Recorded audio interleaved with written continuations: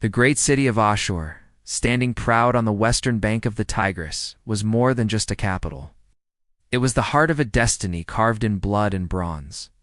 Its shadows stretched across the dusty plains of Mesopotamia, a testament to the might of the Assyrian people, a people who saw their very existence as a mandate from the heavens.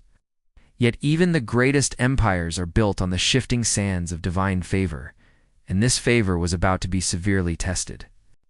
King Sargon, the second's great-grandson, Shamshi-Eshtar, stood upon the highest ziggurat, his gaze fixed on the southern horizon, where dust clouds gathered like harbingers of a plague. This was no mere raid. This was the combined might of the former Sumerian city-states, united under the brutal, ambitious banner of Lugal-Anunnaki. Lugal-Anunnaki, whose name meant Great King of the Gods, was determined to reclaim the ancient glory of Ur and Uruk, crushing the upstart Assyrian Empire in the process. Shamshi-Eshtar gripped the hilt of his ceremonial dagger, its gold shimmering faintly in the oppressive midday sun. He felt the weight of his ancestors and the responsibility of his patron god. The Assyrians worshipped many gods: Ishtar of Nineveh, the fierce goddess of war and love, Adad the thunderer, and Shamash, the sun god of justice. But above them all stood Ashur. Ashur was not merely a deity. He was the personification of the Assyrian nation, the very spirit of the empire, often symbolized by the winged sun disk and the archer. His presence was woven into the fabric of their identity, their law, and their relentless military campaigns. The priests of Ashur, clad in pure white linen, chanted day and night in the great temple, their voices strained by fatigue and fear. The king descended, his armor clinking softly, and made his way to the inner sanctuary, the Ashara, the house of the universe. The air inside the temple was thick with incense, cypress, and myrrh, trying in vain to mask the scent of impending doom. He sought counsel, not from his generals, but from the chief priestess, Shalanabu, a woman whose eyes were said to see the weavings of destiny itself. Shalanabu knelt before the empty, sacred pedestal where the holiest artifact of the empire was usually placed, the battle standard of Ashur. The banner, known as the Elu, was not present. It was locked away deep within the temple's vault, a treasure too sacred and powerful to be displayed in times of mere prosperity. It was the physical embodiment of the god's military fury, its rod topped by the winged disk, often carrying the figure of Asha, ready to loose an arrow. "Priestess," the king's voice was a rough whisper, "I have offered 100 bulls, 1,000 lambs, and enough wine to stain the entire altar floor red. Why does Ashur remain silent?" Shalanabu slowly rose, her aged face lined with worry, but her voice surprisingly steady. "The silence, my king, is louder than thunder. It is testing." She explained that the great deity was not angry, nor had he abandoned them. He was waiting for a sign of true, desperate devotion, one that transcended mere sacrifice and touched the core of the Assyrian spirit.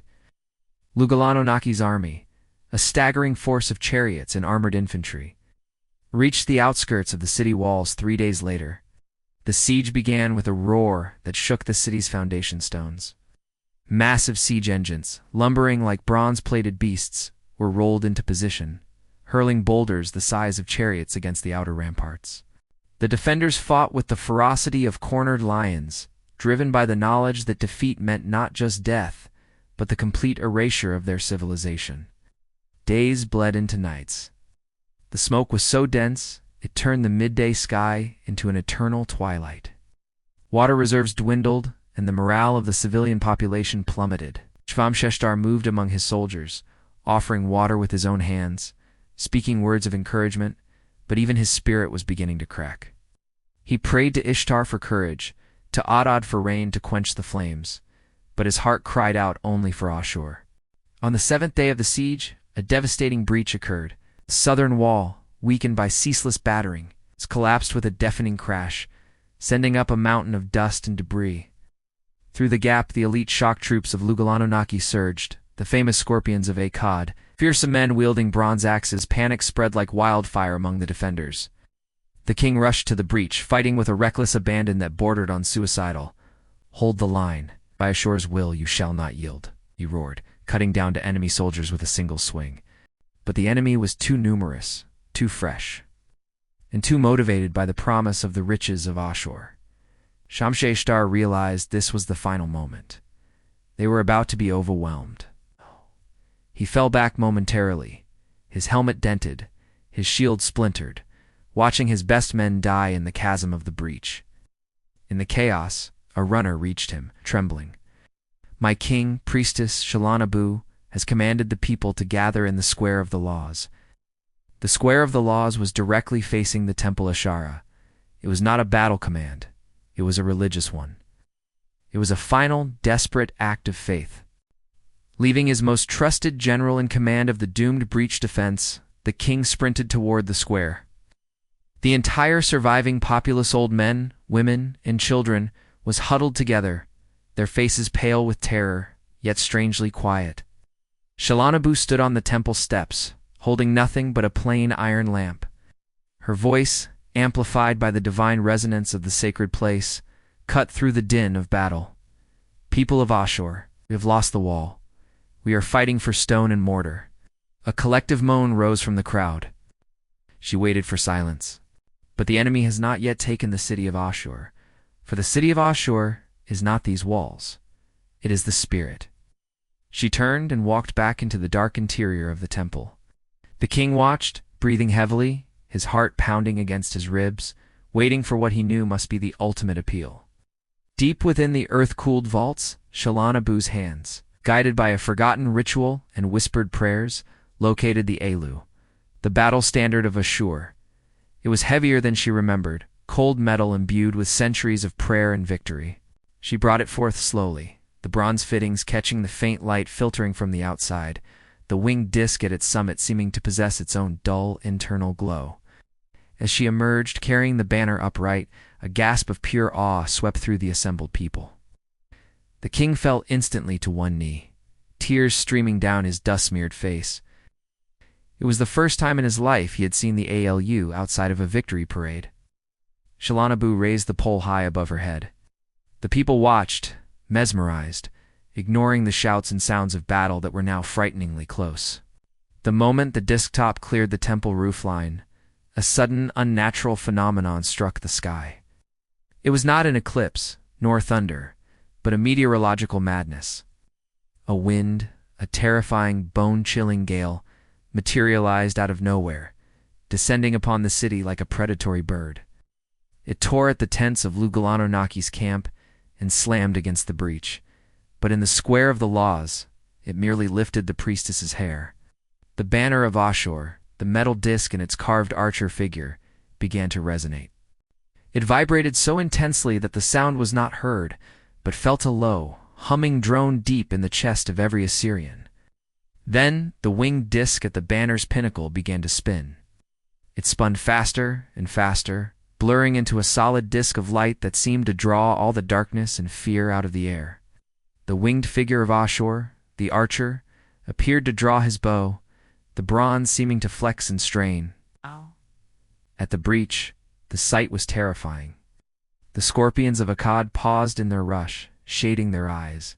The glowing spinning disk was visible above the rooftops, radiating an impossible heat and a blinding righteous light.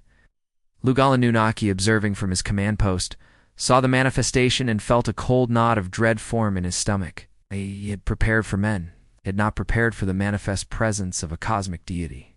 The king of Akkad immediately assumed the light meant that Shamash, the sun god, was favoring the Assyrians, a misinterpretation born of his own Babylonian religious fear. He screamed at his troops to push through before the god's wrath consumed them. But the gale, which had been benign in the square, concentrated its fury at the breach, which was a focused tempest, blinding the enemy soldiers with dust and pebbles and overturning their shields. Then the glowing archer on the banner seemed to loose an aeronaut, a physical shaft, but a beam of concentrated silent light. The light struck a great supporting beam of one of the remaining siege towers, and the whole mechanism groaned, twisted, and collapsed onto the enemy reserves. It was an impossible accident of war, a tactical blunder caused by the confluence of terror and light. "Ashur has answered," roared the general defending the breach, a man named Sennacherib, seizing on the enemy's sudden panic. With renewed, divine-fueled strength, the Assyrian defenders, now feeling the resonating hum of the banner deep in their bones, rallied. Their counterattack was swift and brutal. They fought not merely to survive, but to honor the manifested presence of their national god. The scorpions of Akkad, now disorganized, blinded by the gale, and convinced they were fighting a divine entity, broke rank. Lugalan-Unaki watched in disbelief as his seemingly unstoppable force dissolved into a panicked retreat. He tried to rally them, screaming threats and promises, but the fear of the celestial fire radiating from the city was too great. Within the hour, the breach was cleared. The fighting did not stop there. The Assyrians poured out of the damaged walls, following the spirit of the banner, driving the demoralized Akkad forces back across the plains. By nightfall, the entire siege was broken. Lugalan-Unaki, humbled and defeated, was forced to withdraw his shattered army south. The city of Ashur was saved, not by the strength of its stones, but by the strength of its spirit, symbolized by the Alu. Slowly, the spinning light of the banner faded, the winged disk settling back into its stationary bronze form. The great wind died down. Chalanabu, exhausted but radiant, gently lowered the battle standard. Shamshi-Eshtar approached the priestess, bowing his head in reverence, deeper than any he had offered to the gods before. The test was over. Ashur had not been silent. He had been waiting for the moment when his people needed the reassurance of his physical presence the most. The banner was returned to the vault, having proven its title, the embodiment of the god's military resolve, the silent protector of the Assyrian destiny. The great city was battered, but its spirit, now eternally ratified by the visible intervention of Ashur, had emerged unbroken and supreme. What was the true fate of Lugalan-Unaki, the king who dared challenge the Assyrian banner? And how did this single day of divine intervention shape the brutal, relentless empire that followed? Find out in our next video on the relentless history of the Assyrian kings. Comment, like, share, and subscribe to Storycraft Studio.